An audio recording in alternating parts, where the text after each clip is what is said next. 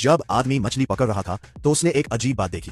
देखा कि -30 डिग्री के झील का पानी अचानक से उबलने लगा। सामने का भयानक दृश्य देखकर आदमी तुरंत वहां से भागने लगा, लेकिन वो अभी ज्यादा दूर भाग पाया ही नहीं था, तभी अचानक उबलते पानी का एक गोला बाहर निकला और इसके पूरे शरीर पर बिखर गया और इसका पूरा शरीर तुरंत बर्फ में जम गया।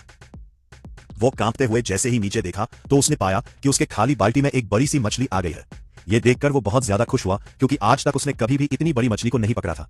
वो तेजी से घर की तरफ भागा और उसे पकाने के लिए जल्दी से मसाला इकट्ठा करने लगा। अभी वो इकट्ठा कर ही रहा था, तभी कमरे से अचानक एक लड़की की आवाज आई। लेकिन जैक उस आवाज पर गौर नहीं किया और अपना काम करने लगा। लेकिन जब उसे ध्यान आया कि मेरे कमरे में मेरे अलावा और कोई नहीं रहता, तो ये आवाज कहां से आई। वो जैसे ही पीछे मुड़कर देखा तो पता चला कि बाल्टी में मौजूद मछली उससे बात कर रही थी। यह देखकर जैक पूरी तरह से डर गया। फिर भी जैक हिम्मत करके अपना सर बाहर निकाला और मछली से पूछा, तुम कौन हो? मछली ने बताया कि मैं नदी की एक राजकुमारी हूँ, लेकिन मैं पानी के जीवन से ऊब चुकी हूँ, इसलिए मैं धरती पर आकर इंसानी रूप में अपना जीवन बिताना चाहती हूँ।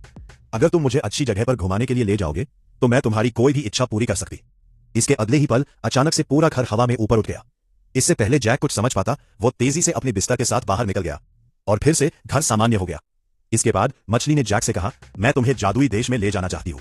इतना कहते ही बर्फ से ढकी धरती तुरंत हरी भरी धरती में बदल गई और छोटी मछली भी एक खूबसूरत लड़की में बदल गई। ये देखकर जैक भी हैरान हो गया।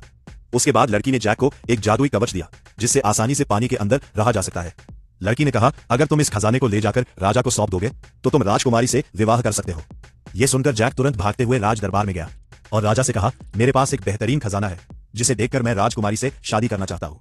यह सुनते ही राजकुमारी ने तुरंत सिपाहियों को आदेश दिया कि इसे गिरफ्तार कर लिया जाए।